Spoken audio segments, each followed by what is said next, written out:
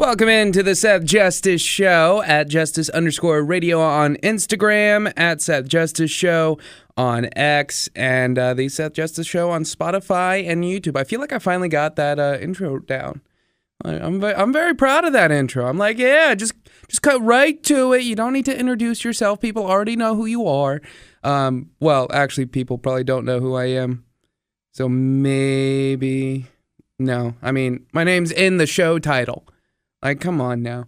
Anyway, overthinking it. It's been a minute since I've posted regularly. I apologize for that. I don't know why, but I've just kind of been like, blah. So I don't know what the cause of that is. I don't know. I just don't know. Like, there's a lot of things that could be, or maybe I'm just being lazy right now, and that very well may be. But I will say, like, my parents, they left the capital region. They're back in Florida now. And I'm just like, it's kind of weird when you get used to something for a little bit. And I know they always say, like, experts say, like, after 21 days, your mind resets to what the norm is and everything like that. My parents were here for just about a month. I don't think quite a month, but it was close. But either way, and during that time, what you're used to doing in your certain kind of cycle, your certain kind of feel kind of messes with you. So maybe that's it. Maybe it was just a lot of change. Now, did I have a great time with my parents? Absolutely. It was a lot of fun. But it was also like, my routine, and I'm not a very big routine guy. Like, if you know me, you know I can't schedule anything. Like, I forget probably a billion different things in 5 seconds that I'm supposed to do. And then I'm like, okay, yeah, oh, no, I got to do that still. And then I'm just like, do I really want to? No, I really don't. So that's kind of my brain. And or I see, like, something I want to do, and then I'm like, I'm going to do that instead. So I think I kind of just, like, got out of my rhythm a little bit. And that's not a bad thing. It's always good to kind of like get out of, a rhythm that you've been doing and trying to, develop new rhythms that are healthy and everything like that. That's perfectly fine. And I think everyone needs a break every once in a while, which is shocking for me to say because I never take a break at all. I'm usually a go, go, go, go, go. I don't really want to like stop because then my brain starts working and then I start thinking bad things. And then I'm just like, you know what? I need to reevaluate. So that's something that, kind of took this week to do is reevaluate some things and, kind of do something like more relaxing. Like I took some days off past couple weeks from the radio station just to hang out with my parents and stuff like that, kind of get my brain back working in the right way, which I'm glad I did because it's been a while since I had a day off and like a true day off where I can just almost veg out and do nothing. Like the weekends and everything like that, I usually have free, so it's not like I don't veg out, but just the grind of, and everybody knows, I mean, there's some people who are just like, will always grind. We all know those people. Then there's other people who have to take a break. And it's just kind of that mixture of things. And I don't think either way is wrong. And I think there's a gray area, and I think I fall into that gray area. But it's just like, sometimes you just need a damn break just to kind of recalibrate and everything like that. And I think because of that, I kind of got a little bit lazy and everything like that with the podcast, with going to the gym, everything like that. But we're back onto good movements, and we're back onto, going in the right direction on things and what we want to do and what we want to accomplish. And I say we, I say me, or I mean me. But we'll get there, and, life is a process, as we all know. Lots of things to kind of talk about. I mean, I have a few things in my head that I would like to talk about and everything like that. I don't know if we'll get to everything, but that is what it is. But, we'll talk about some pop culture things today from Bill Belichick's girlfriend again. She's a treat. She really is.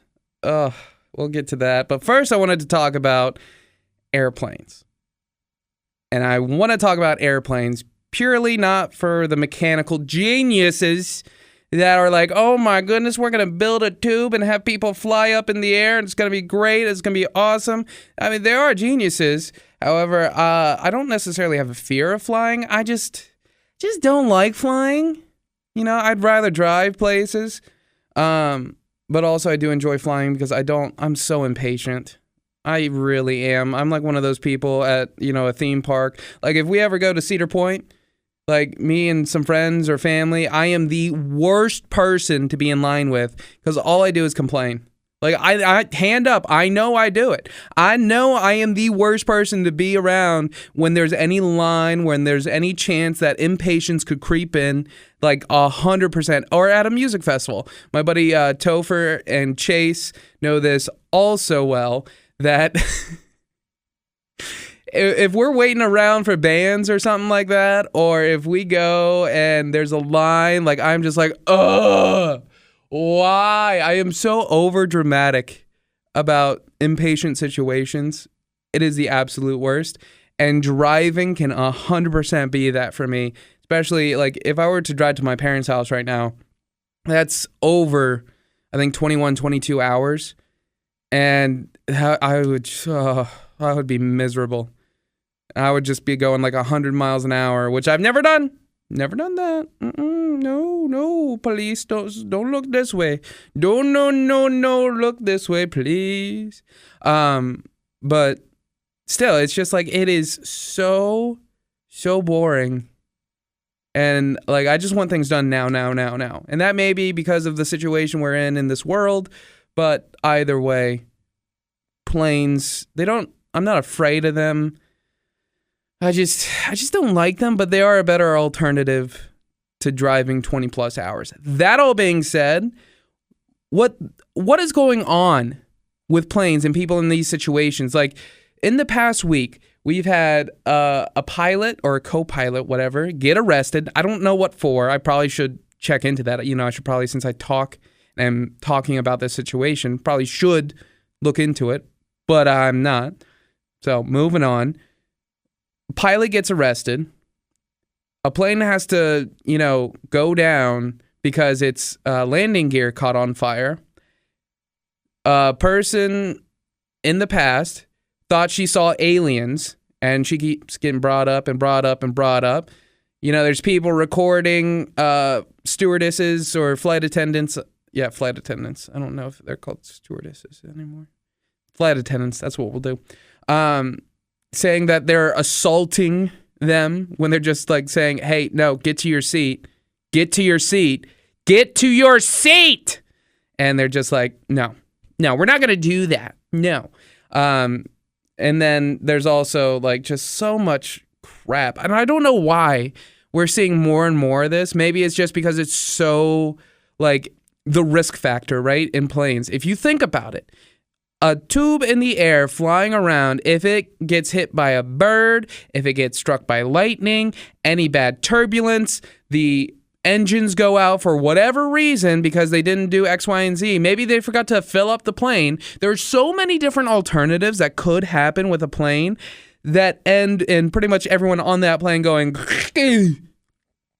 so maybe that's the interest in planes right now, because you're up there like, 30,000 feet, 25,000 feet, something like that. And that drop is no joke.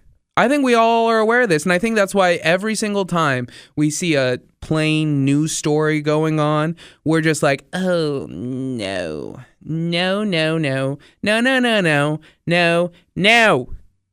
So it's just like, I don't know. Like, and I think it kind of builds into our fear, like all these news stories, because like people who are afraid of flying are just going to be like, see, I told you this was happening. Like, this is why I don't fly in planes. This is exactly why. And then other people are just like, yeah, but that's like how many planes fly in a given day. and it's a lot of planes, and you're just worried about this one. Like, I get the math and the ratios and everything like that, but this is 100% why people get freaked out, is because of all these news stories. Now, do we need to know this stuff? 100%. Does it build our fear? Yes. Should it? I don't know. I really don't. I think it's just a weird situation that we just latch onto. I mean, we have a billion of those. Like, for example, if you're like dating right now and you're talking to somebody and all they're doing is trauma dumping and essentially telling you like, hey, I've had this done in the past. Don't do this to me. I mean, I know you will do this to me, but don't do this to me. Don't ghost me. Don't cheat on me, whatever it may be. And you're just like, but that's not me. That you're projecting onto me. Maybe it's something like that where and that person may not have even gone through that, or what they went through wasn't that serious. Like ghosting, do I think it's a issue? Yes. Do I think it's that serious of an issue? No, because most times when people are ghosting, they don't have the attachment to them. And, you've only met maybe once and then you're gone. And it's like, yeah, okay, if you get that attached to somebody that quickly, I don't know how to help you. All right, because you need to take your time with this stuff. Now, do I always take my time in relationships? Nope. No, I do not. So, either way. But I think it's a very good comparison with the two, because people see all the time that other people are ghosting somebody, or they hear stories about ghosting and they're just like, oh my goodness, this happened to me one time, or this has happened to me a couple times. And then they get latched onto it and assume everybody's going to ghost them, or assume everyone's going to cheat on you or something like that. And it's just like, no, it's not every time. Does it happen? Sure, because people are creepy and weird and jerks. But I think also it's the fear buildup. And we get so much fear, and it builds up and it builds up and it builds up. And then we get to a point where we're just losing our minds. We're not ourselves. So what do we do in that standpoint? What do we do? Like I said earlier, like get out of the cycle, get out of your routine and do something different. That helps. At least that helps me. I don't know if it's going to help you, or I don't know if it's going to help some Joe Schmo in Arkansas who's just chilling, hanging out on his porch, drinking a beer. I don't know. But maybe it could help. Or maybe like talking to somebody new, or maybe just doing something that's different. Maybe with that fear buildup that we see and that we get so freaked out about, and then all of a sudden we're just raging on TikTok, we're just raging on Instagram about all these certain things, or like I don't want to say phantom posting, but like it's almost like a subtweet, right? Where you're not saying who that person is, but you post like memes, or you post gifs of things that are going on in your life, and you think that it's the end all be all, and you're just like, oh my goodness, this is terrible. And it's just like, yeah, it is bad. Is it as bad as what you think it is? Probably not. So what do you do instead? Well, you find other ways to express yourself that aren't going to be seen as toxic, because to me that seems toxic. But I don't know. Anyway, but I do think with all these plain like news stories that we see, do we need to see them? 100%. Does it build up fear in us that we get even more scared, and it builds up, and then we're just like, no, we're never going to do that? Yeah. And some people aren't going to go on planes anymore when they see some of this stuff. Some people are going to be so terrified that they have to have, like a sleeping pill, or they have to take a Xanax or something like that just to get on a plane because they're so scared. And is that fear warranted? Maybe. I mean, the percentages are the percentages, and I don't know them because I'm not a smarty pants. But I do think that you build up enough fear and eventually people are going to crack. And maybe that's what we see with, that woman back in the day who thought she saw aliens or whatever. Maybe that's what it is. Maybe it's just like when we see this, we need that negative response in our lives. Maybe that is. I don't know. Maybe it's all part of killing our ego. I don't know. I don't. but I think that buildup of fear is a very toxic thing. And if you allow it to toxify who you are as a person, your soul, I don't know if it's going to be very beneficial in the long run. So all I'm saying by this, yeah, does it freak me out to see, landing gear get caught on fire? Yeah, does it freak me out that pilots are getting arrested? Yeah, does it freak me out with the flight attendants, getting into kerfuffles with, the flyers or whatever? Yeah, it does. But what I'm not going to do is let it build up the fear. Do I like flying? No, I said that earlier. But I'm still going to do it. And I'm not going to need a Xanax or anything like that because I know that I can move forward and I'll be fine. And so maybe we just need to reassure ourselves. I don't know. I kind of talked around in a giant-ass circle on that one. So maybe it made sense. Maybe it didn't. I don't know. But I do think there's a buildup of fear in our culture right now from every single news story and every single negative news story. And I think it's something we need to be mindful of. So that being said, let's get to something that's not going to be fear-based, but a Jordan Hudson PR-based thing. I mean, Jordan Hudson is one of those people who you're just like, it's almost like from How I Met Your Mother, if you've ever seen that show. And Ted is dating this one girl, and she is just so naive and innocent. And the group, just their instant response to anything she says sometimes is, "Oh, honey." And that's what I feel like Jordan Hudson, that's what I feel like with her, because I know she means well, I guess, especially for Bill. I mean, they're still going strong. But then she comes out and says, "I'm a PR dynamo for Bill Belichick," and she likens herself to Taylor Swift's team. Now, that may very well be, Jordan. May very well be. Do we have to remind you, though, of the CBS interview where you stormed out and you were not happy about any of the questions being said?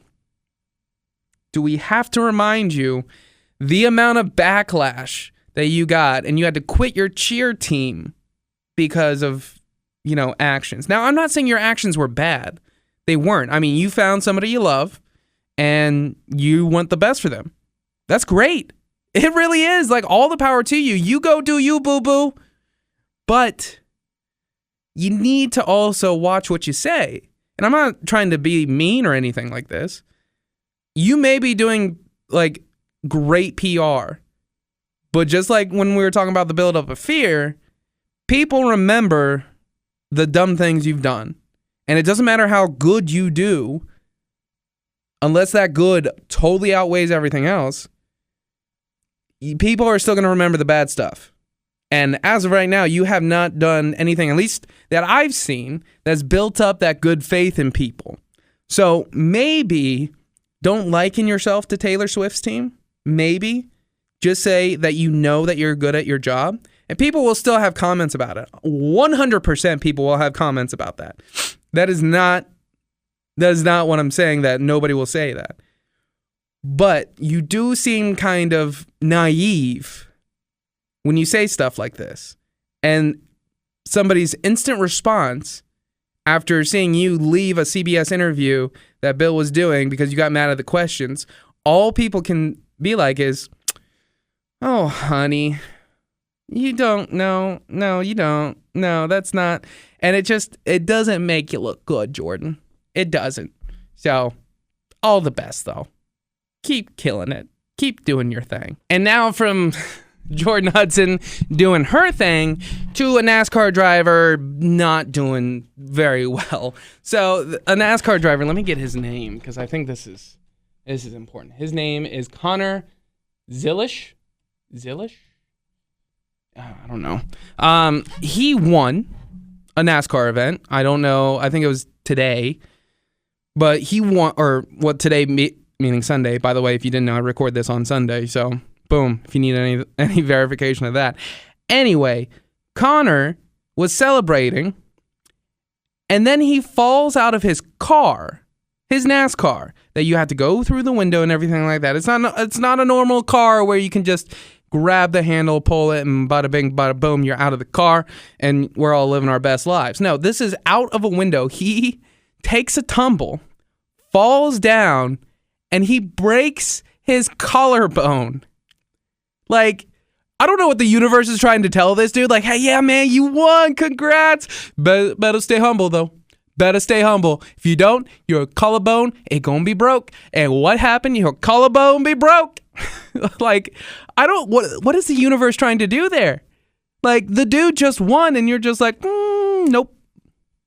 Gotta keep you humble, bub. Gotta keep you humble. No, let me not be humble.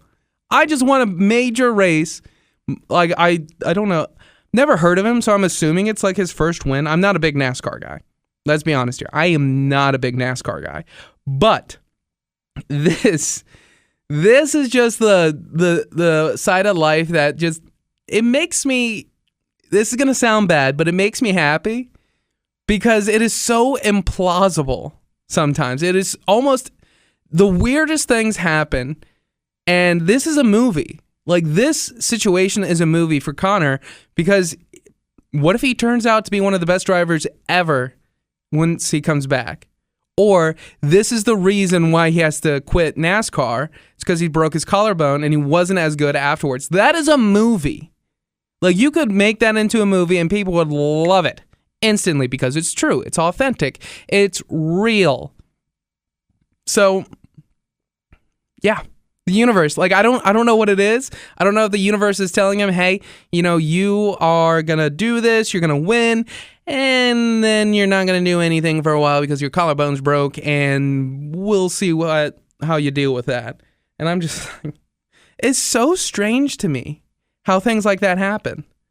Like, I'm trying to think of a comparison in my life that, as my phone just blows up. All right, that's cool. Probably should have muted that. Anyway, I'm trying to think of a comparison. I mean, maybe that was a great comparison. Maybe when you're trying to do something and your phone goes off and then you forget what you're doing and then try and get back to it. Maybe that's it. Maybe I should make that into a movie. Guy always loses his train of thought because his phone goes off. Probably should silence his phone, and then all of a sudden forgets what he's doing and then tries to continue to do what he's doing, but the way that he had it before was better, or this time was better. Maybe, I don't know. I just thought that was, oh my goodness, like, funny. And not funny like haha, but yeah, you get it. I mean, I'm trying to dig myself out of a hole I'm not even in. And I do that all the time too, and it drives me nuts. But yeah, just like, I don't know, guilty conscience maybe. Anyway, last thing we're going to talk about here, it's been talked about a lot, and I think it's something we need. It's a little bit of a downer topic, and that's why I waited till the end to do this, because probably some people are just like, Seth, I don't want to hear you talk about this. That's fine. You can cut it off right here, but I'll tell you what it is before you leave. It is Sydney Sweeney and her jeans issue. Now, here's the deal. I've seen the commercial, and I've seen a lot of people look at the commercial, and it's just, I don't know. I don't quite understand why people are mad at it, and I would love for somebody to explain it to me. Explain why it's so controversial, because I don't see it.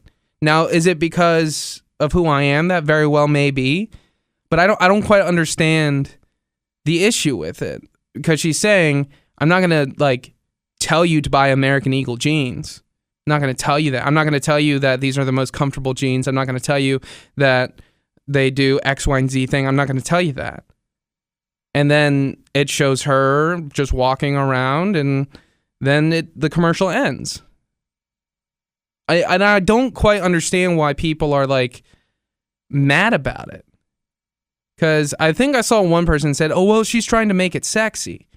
It's like, well, it's Sydney Sweeney. That's kind of her shtick. Even when she's not trying, she's kind of sexy. I mean, that's just who she is. And they covered her in denim. In denim, like 100% denim. Like, the only thing that wasn't covered was her face. And I think it's her voice. Her voice is that very, like, A-list celebrity sexy voice. I think that's the main issue, maybe? Maybe it's jealousy. And I don't know if it's political. Like, I did not pick up any political undertones to this. And then people making it political by saying she registered as a Republican.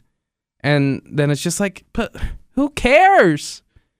Who cares if she's a Republican? Who cares if she's a Democrat? Like, I don't care about your political affiliations. It's too much of a religion to me. It really is. So I don't quite understand why there's so much anger. Now, if somebody can explain it to me so I can understand, all power to you. I am more than happy and more than willing to sit down and listen. So but from what I saw, I don't quite get it. So, and I'm not trying to be a jerk. I'm not trying to do anything here. I'm just trying to understand. And that's one thing that I really want to do and be able to like, not necessarily have my tool belt. That's where my brain was going, but to just understand why somebody would be upset by that, because it's something that I don't think is controversial. It's just a jeans commercial, and we've seen numerous different jeans, and how they look on Sydney Sweeney is not going to be how it looks on you. And that is not a negative thing. That is not, bashing you as an individual. But it's just not. Because you're not Sydney Sweeney. Those are probably tailored to her. And also, you are your own person. So why would you want to look like Sydney Sweeney? Just be you. That's all you have to do. Literally, every time I go out on a date, one of the first things I say is just be you. That's all I want. You don't have to hide anything. You don't have to be somebody else. Just be you. And if we work out, we work out. If we don't, we don't. It's okay. It's all good. Whatever. But that all being said, when it comes to this commercial, I don't understand why there's issues. I don't. And if somebody could explain it to me, I would love that. So go to @justice_radio on Instagram, @SethJusticeShow on X, or leave a comment down below, whether you're listening on Spotify, The Seth Justice Show, or YouTube, The Seth Justice Show. I appreciate you listening so much. If you could help me out, because I don't quite understand this whole Sydney Sweeney thing. So I don't know if it's because of the politics. I don't know if it's just the sexy voice. I don't know if it's jealousy. I don't know if it's envy. I don't know if it's just people want to be mad at something to just be mad at something. I don't know. And I know this entire episode has been just one fear build kind of deal, or just controversy kind of deal, and it is what it is, that's just what struck me for the day. So come back next week. We'll do it again. Like I said, go follow, like, subscribe, all that fun stuff. The Seth Justice Show on Spotify and YouTube, @justice_radio on Instagram, @SethJusticeShow on X. And we'll talk next week. So hopefully I can learn something here today. Either way, thank you so much for listening.